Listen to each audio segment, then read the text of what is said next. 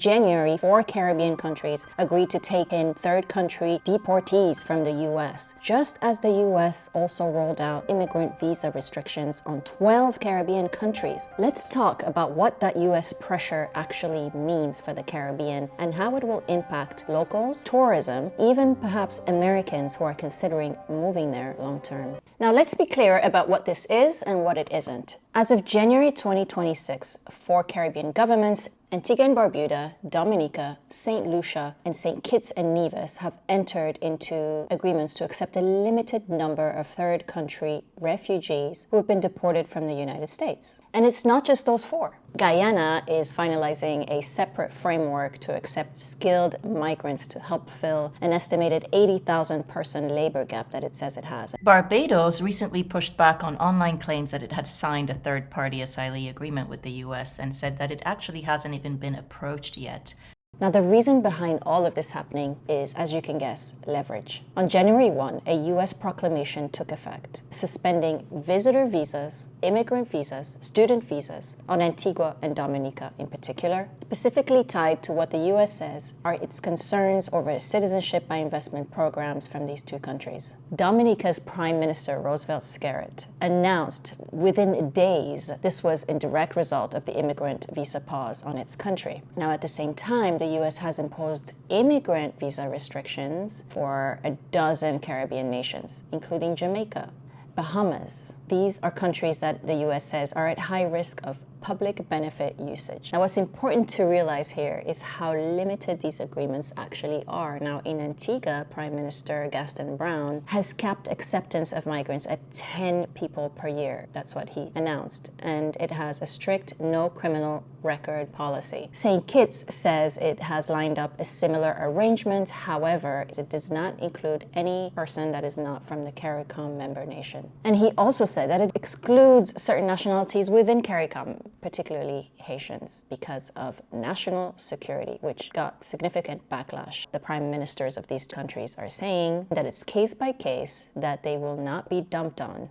with criminals, and they insist that they have strict safeguards in place. But the lack of transparency of these agreements is certainly leading to skepticism. The Miami Herald reported third country deportation cases similar assurances have not held. On the ground, concerns come from local residents as well as civic organizations about capacity and limited infrastructure. Housing, healthcare, public resources are already strained on small islands. Their leaders, meanwhile, argue that carefully limited migration could help labor shortages. It's not everybody who is being deported from the United States is a criminal. That we need people. We need people. We need people. So the concern locally isn't just about politics, it's also reputational. Tourism depends on image. For many of these island nations, tourism underpins the economy, and the United States is one of their most important source markets, which means that when U.S. policy shifts, it can carry outsized weight, even when tourism isn't the intended target.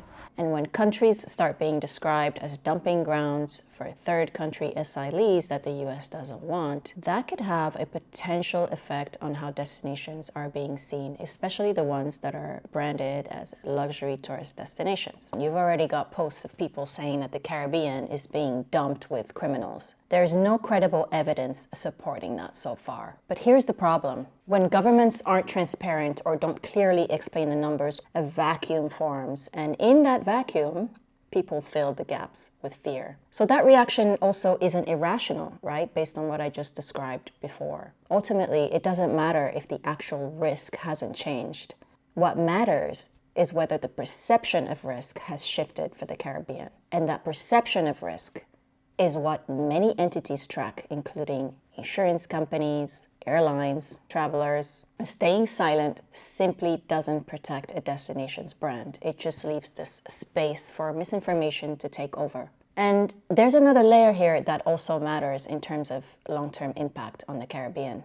The US, as I mentioned briefly earlier, has paused immigrant visas on 12 Caribbean nations and 75 countries total around the world, but 12 in the Caribbean, including Jamaica, the Bahamas, Belize, Antigua Barbuda, as I mentioned, and Dominica and others. Now, that's not nothing for a region that is highly dependent on movement, tourism, and its diaspora. It doesn't mean that tourists can't travel, because for these 12 nations in particular, except for Antigua and Dominica, they can still apply and get tourist visas. However, getting those tourist visas is also harder now because of another restriction that the US placed later in January that included these Caribbean countries on the bond list. In other words, they have to put down visa bonds when they apply, if they get the visa, between $5,000 and $15,000. And they claim that this is to ensure that there is no overstaying of the visa. So now Caribbean nationals are facing a lot more hurdles to get to the United States. Some of them are in process of having their paperwork examined and, looking to join family, and they can't. Meanwhile, Americans, of course, are still able to move freely and travel to the Caribbean, including Americans in the diaspora who are descendant of Caribbean countries, to vacation, to retire, to invest. That imbalance may look like it's surface, but it does matter if these restrictions continue, because over time it will affect how people plan their lives, whether they study, work, or settle in the US or somewhere else,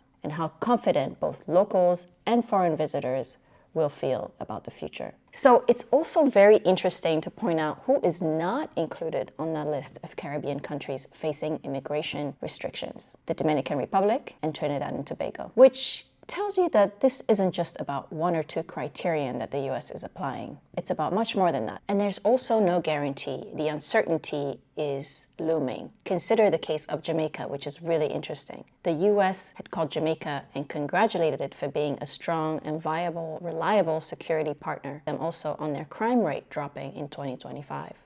The US also went and upgraded Jamaica's advisory to level 2 after Melissa, indicating that it's safe to go there again. And despite all of that, Jamaica ended up on the list of no immigrant visas for now.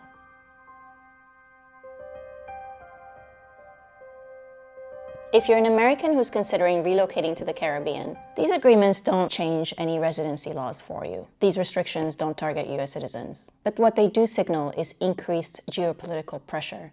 And over time, that pressure can influence how countries manage their borders, what documentations they require.